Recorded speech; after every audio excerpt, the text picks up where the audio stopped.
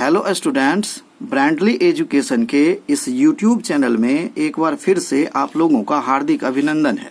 पिछले वीडियो में हम लोगों ने अवतल दर्पण द्वारा प्रतिबिंब प्राप्त करने के नियम को सीखा था। आइए फिर से एक बार इसको मेमोराइज कर लेते हैं। गोलीय दर्पण से प्रतिबिंब प्राप्त करने का पहला नियम कहता है कि अगर किसी अवतल दर्पण में प्रधान अक्ष के समांतर आती हुई किरणें जब दर्पण पर आपतित होती हैं तो परावर्तन के बाद वह मुख्य फोकस होकर गुजरती है। इसी तरह उत्तल दर्पण में भी जब कोई किरणें प्रधान अक्ष के समांतर आकर दर्पण पर आपतित होती हैं तब वह परावर्तन के बाद मुख्य फोकस से मिलती हुई प्रतीत होती हैं। दूसरा नियम कहता है अगर कोई प्रकाश की किरणें वक्रता केंद्र होकर गुजरती है तब वह परावर्तन के बाद प्रधान अक्ष के समांतर हो जाती है। तो चलिए इसका डायग्राम यहाँ खींच लेते हैं। तीसरा नियम कहता है जब कोई प्रकाश की किरणें वक्रता केंद्र होकर गुजरती है तब वह दर्पण पर आपतित होने के बाद पुनः उसी दिशा में लौट जाती है।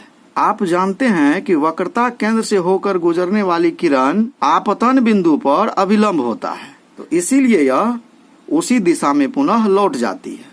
चौथा नियम कहता है कि जब कोई प्रकाश की किरणें दर्पण के ध्रुव पर आपतित होती है तब वह जितना कोण से आपतित होती है उतना ही कोण से फिर परावर्तित हो जाती है। इसी तरह उत्तल दर्पण में भी जब कोई प्रकाश की किरणें मुख्य फोकस के तरफ आती हुई प्रतीत होती हैं तब वह दर्पण पर परावर्तन के बाद प्रधान अक्ष के समांतर हो जाती है। जब कोई प्रकाश की किरणें वक्रता केंद्र की दिशा में आती हुई प्रतीत होती हैं तब वह परावर्तन के बाद पुनः उसी दिशा में लौट जाती है। चौथा नियम कहता है जब कोई प्रकाश की किरणें उत्तल दर्पण के ध्रुव पर पड़ती हैं तब वह जितना कोण बनाकर आती है उतना ही कोण बनाकर पुनः परावर्तित हो जाती है। तो ये मुख्य 4 नियम हैं जिसके द्वारा हम किसी भी गोलीय दर्पण से प्रतिबिंब प्राप्त कर सकते हैं। तो आइए अब जानते हैं कि अवतल दर्पण में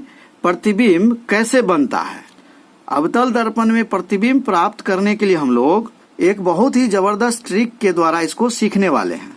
पिछले वीडियो में आप पढ़ चुके हैं कि किसी भी वस्तु यानी कि बिंब को प्रधान अक्ष के मुख्यतः 6 स्थानों पर हम इसे रख सकते हैं। पहला स्थान है अनंत, जिसको हमने 1 से डिनोट किया है। दूसरा स्थान है अनंत और वक्रता केंद्र के बीच में, इसको हमने 2 से डिनोट किया है।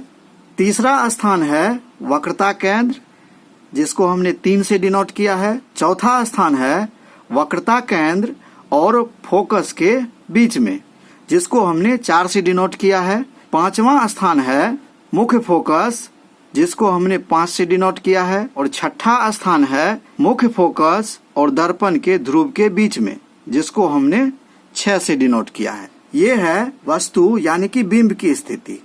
अब आपको सिर्फ यह ट्रिक याद रखना है कि सिर्फ इस छठे स्थान को छोड़कर बाकी स्थानों पर हम उल्टे तरफ से इसी संख्या को लिख देंगे। यानी कि स्थिति 1 का प्रतिबिंब 5 पर बनेगा, जिसको हमने 1 से डिनोट कर दिया।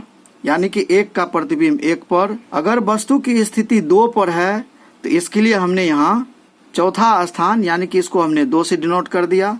अगर वस्तु की स्थिति वक्रता केंद्र यानी कि 3 पर है तो प्रतिबिंब की स्थिति भी 3 यानी कि वक्रता केंद्र पर ही बनेगा। चौथे स्थान का प्रतिबिंब इस 4 पर बनेगा, यानी कि अनंत और वक्रता केंद्र के बीच में।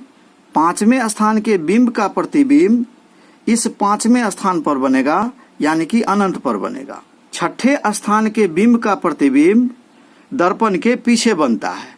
सिर्फ यही एक एक्सेप्शन है, इसे आपको ध्यान में रखना है। यहाँ हमने इस टेबल में इसे डिनोट किया है। यह वस्तु की स्थिति है और यह प्रतिबिंब की स्थिति है। आइए इस टेबल के माध्यम से वस्तु की स्थिति और प्रतिबिंब की स्थिति को समझने का प्रयास करते हैं। अगर वस्तु अनंत पर है तो उसका प्रतिबिंब मुख्य फोकस पर बनेगा, यानी कि F पर बनेगा। अगर वस्तु अनंत और C के बीच में तो इसका प्रतिबिंब 4 यानी कि 2 पर बनेगा। C और F के बीच में बनेगा। अगर वस्तु की स्थिति C यानी कि वक्रता केंद्र पर है तो प्रतिबिंब भी C यानी कि तीसरे स्थान पर बनेगा। अगर वस्तु C और F के बीच में है यानी कि वक्रता केंद्र और मुख्य फोकस के बीच में है तो इसका प्रतिबिंब C और अनंत के बीच में बनेगा। यह C है और यह अनंत है, इसके बीच में यानी कि चौथे स्थान पर बनेगा। जब वस्तु F पर हो तब उसका प्रतिबिंब पांचवें स्थान यानी कि अनंत पर बनेगा। इसी तरह अगर वस्तु F और P के बीच में है तब इसका प्रतिबिंब दर्पण के पीछे बनेगा। आइए अब उत्तल दर्पण के द्वारा प्रतिबिंब के निर्माण को सीखते हैं कि उत्तल दर्पण में वस्तु को कहाँ रखेंगे तो उसका प्रतिबिंब कहाँ बनेगा। उत्तल दर्पण में सिर्फ दो ही स्थान पर वस्तु को रखा जाता है। पहला है अनंत और दूसरा है अनंत और P के बीच में। तो ये दो स्थान बिंब का है, तो इसका प्रतिबिंब हमेशा काल्पनिक बनता है और दर्पण के पीछे बनता है। अगर वस्तु अनंत पर है यानी कि 1 नंबर पर है तो इसका प्रतिबिंब यहाँ आपको 2 नंबर यानी कि F पर बनेगा। दूसरा स्थान है अनंत और P के बीच, तो इसका प्रतिबिंब जिसको हमने 1 से डिनोट किया है, ये हरा वाला जो आप देख रहे हैं, इसका प्रतिबिंब P और F के बीच में बनेगा। आइए इसको टेबल के माध्यम से भी समझ लेते हैं। वस्तु की स्थिति अगर अनंत पर हो तो प्रतिबिंब मुख्य फोकस पर बनता है। अगर वस्तु की स्थिति अनंत और P के बीच में है यानी कि दूसरे स्थान पर है तो इसका प्रतिबिंब इस एक स्थान पर बनेगा यानी कि F और P के बीच में बनेगा।